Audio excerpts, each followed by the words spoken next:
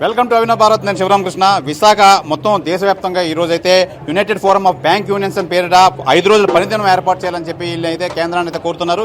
ఈ నేపథ్యంలో విశాఖ జీవీఎంసీ గాంధీ విగ్రహం వద్ద అయితే వీళ్ళంతా ధర్నా నిర్వహిస్తున్నారు. మనతో పాటు నాయకులు ఉన్నారు, వాళ్ళని అడిగి తెలుసుకుందాం. సార్ చెప్పండి, ప్రధానంగా మీ ఉద్దేశం ఏంటి, ఏం చెప్పబోతున్నారు? ప్రధానంగా బ్యాంకుల్లో 5 రోజుల పనిదినం గురించి మేము ఈ సమ్మె చేస్తున్నామండి.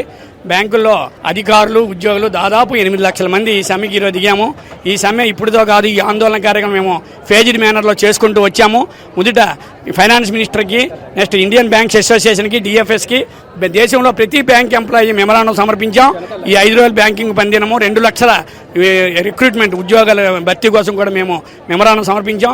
అంతేకాకుండా మన 22వ తారీఖున ర్యాలీలో కూడా మొత్తం ఆల్ సిటీస్లో ధర్నాలు, ర్యాలీలు నిర్వహించాం. 22, 23న ఏంటది మన చీఫ్ లేబర్ కమిషనర్ ఢిల్లీలో చర్చలు జరిగాయి. చర్చలో కూడా సానుకూల వాతావరణం లేకపోవడంతో మేము ఈ సమ్మెకి దిగడం జరిగింది. అంతేకాకుండా 2015లో మేము 10వ ద్వైపాక్షిక ఒప్పందం జరిగినప్పుడు అప్పుడు 5 డే బ్యాంకింగ్ అడిగాము. అప్పుడు 2వ శనివారము 4వ శనివారం ఇచ్చేసి మిగతా ఫేజ్డ్ మేనర్లో ఇస్తామని చెప్పి గవర్నమెంట్ చెప్పడం జరిగింది. అది కూడా ఇంప్లిమెంట్ అవ్వట్లేదు. నెక్స్ట్ 7/12/2023 మనలో ఒక మెమరాండం ఆఫ్ అండర్స్టాండింగ్ జరిగింది ఇండియన్ బ్యాంక్స్ అసోసియేషన్కి మాకు. అలాగే 8/3/2024 12వ ద్వైపాక్షిక ఒప్పందం కూడా మేము చేసుకున్నప్పుడు కూడా ఇండియన్ బ్యాంక్స్ అసోసియేషను బ్యాంకు ఉద్యోగులు 5 రోజుల పని కేంద్ర ప్రభుత్వం రికమెండ్ చేసింది. దానికి కేంద్ర ప్రభుత్వం ఇప్పటి వరకు కూడా అమలు చేయడం చాలా బాధాకరంగా ఉంది. అది చాలా దురదృష్టకరం. ఇది కాకుండా మేము ఈరోజు ఒకరోజు సమ్మె చేసినందుకు వినియోగదారులు చాలా కష్టపడుతున్నారు. అది మాకు వేరే ఆల్టర్నేట్ లేక ప్రత్యామ్నాయంగా ప్రభుత్వం చేస్తున్న నిర్లక్ష్య ధోరణి వల్ల ఈ సమ్మెకి దిగాం. కాబట్టి మేము ఈ ద్వారా తెలియజేసింది ఏంటంటే ప్రభుత్వం సానుకూల వాతావరణం చూపించకపోతే నెక్స్ట్ మేము నిరవధిక సమ్మె కూడా చేయడానికి సిద్ధంగా ఉన్నాం సార్. Thank you. ఏఐటీసీగా ఈ దేశంలో ఉన్నటువంటి 8 లక్షల మంది బ్యాంకు ఉద్యోగులకి సంఘీభావం తెలుపుతున్నాం. వారి సమస్య కాదు, ఇది సంప్రదాయాల ద్వారా పరిష్కరించుకునే సమస్యని కేంద్ర ప్రభుత్వమే కావాలని జటిలం చేస్తుంది.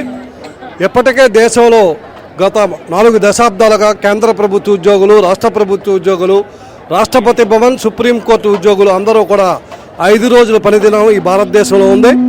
ఒక్క బ్యాంకింగ్ రంగంలో లేదు, రిజర్వ్ బ్యాంక్ కూడా 5 రోజుల పనిదినంలో పనిచేస్తుంది. ఇన్సూరెన్స్ కంపెనీలన్నీ కూడా 5 రోజులే పనిచేస్తున్నాయి.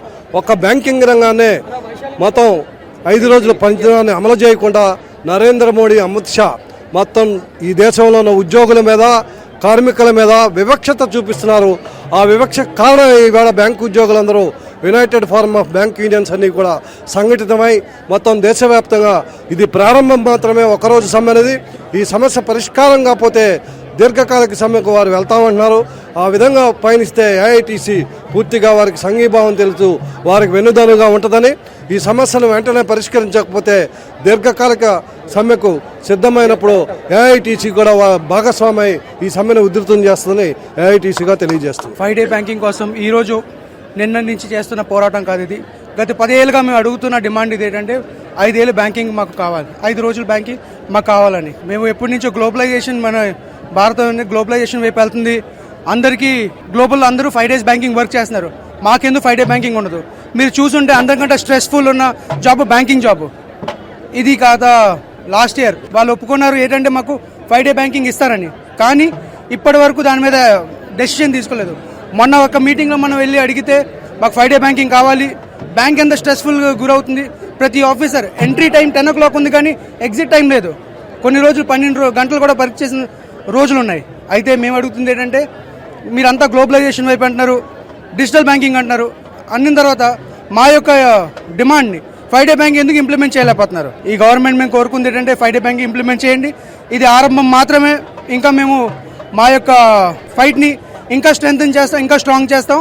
సో ఇది ఆరంభం మాత్రమే. Thank you. మాకు 5 డే బ్యాంకింగ్ కావాలి.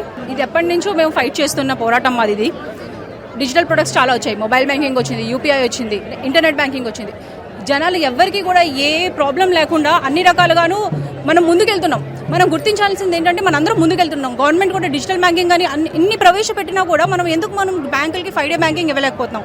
వర్క్ లైఫ్ బ్యాలెన్స్ అనేది ఉంటుంది. ఆ వర్క్ లైఫ్ బ్యాలెన్స్ అనేది మేము మెయింటైన్ చేయాలి అని అడుగుతున్నాం, అంతకన్నా ఇంకేం లేదు. ఇది ప్రధానంగా మేము గత 10 సంవత్సరాల నుంచి అయితే మేము డిమాండ్ చేస్తున్నాం. మేము చాలా స్ట్రెస్తో కూడుకున్న జాబ్ అయితే చేస్తున్నాం.